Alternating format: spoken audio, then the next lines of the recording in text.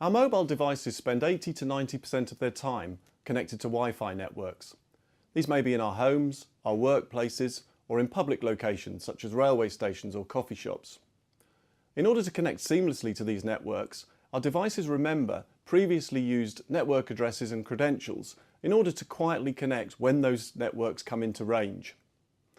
Attackers can use this polling to listen for the networks that our devices are requesting, and assuming the identity of those networks, forcing our devices to connect to a rogue Wi-Fi hotspot. This is known as a man-in-the-middle attack, and when this occurs, much of the data transmitted from the device, such as URLs, usernames, passwords, credit card information, can be intercepted by the hacker.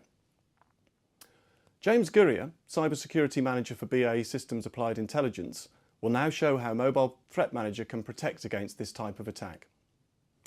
In this demonstration, we will show how relatively simple it is for an attacker to first identify a potential target and then initiate a man-in-the-middle attack to steal username and password credentials from a phone. We will then show how Mobile Threat Manager prevents such attacks from happening and keeps this important data safe. Here we can see the standard method of Wi-Fi connection for a mobile device. Mobile devices connect to Wi-Fi routers and then on to the internet.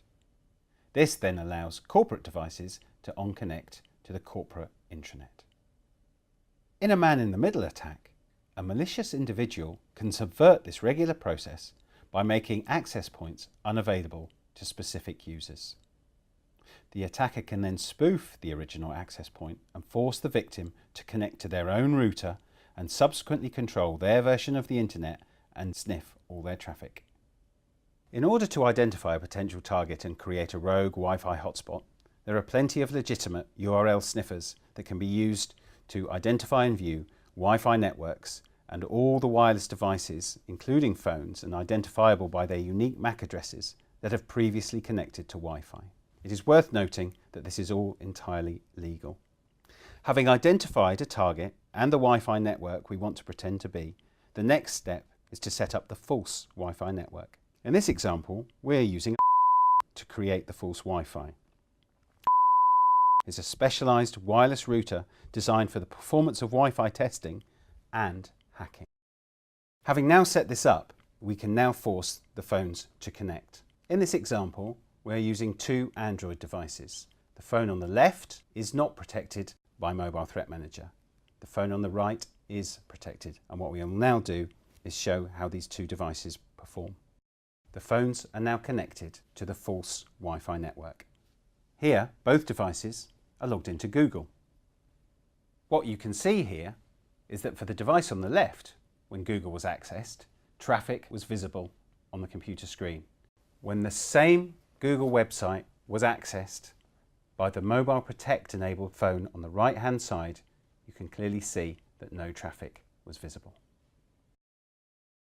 When we logged in to Outlook and entered our username and password credentials, these were captured by the application and are clearly visible on screen and obviously to any malicious attack.